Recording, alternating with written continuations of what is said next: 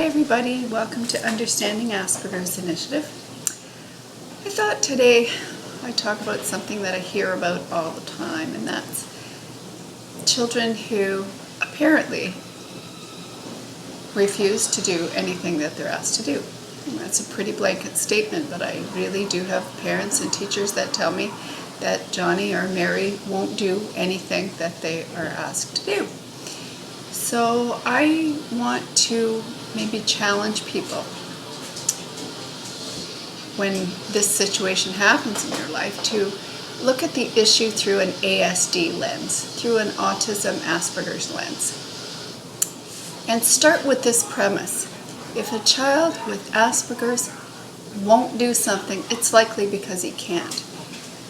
Either we haven't taught him all the skills that he needs to feel competent or capable of doing what we're asking him to do, or he's feeling really anxious about something that's coming up today, something novel, something that may again show him not to be able to do something.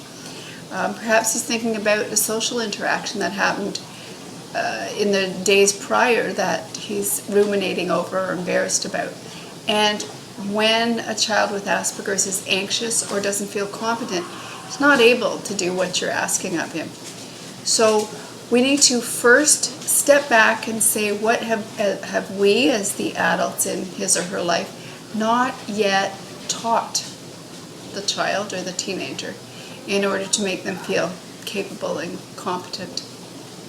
The other thing we can think about is that children with ASD often have a kind of performance anxiety. They are corrected so often in so many areas.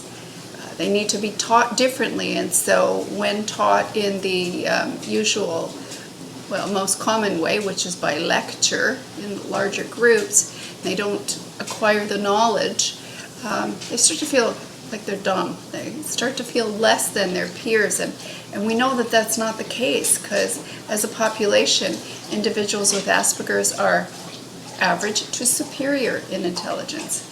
So that's a lot of brain power that we need to tap in order to, going forward, solve the problems of mankind.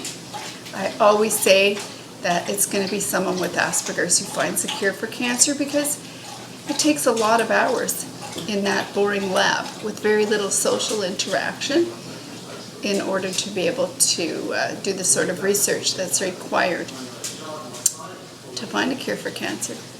So I'm just going to suggest that if someone tells you your child or student won't do something, that we step back and see what we have yet to learn ourselves so that we can teach them to be competent. Okay, thank you very much, and we'll be back again shortly.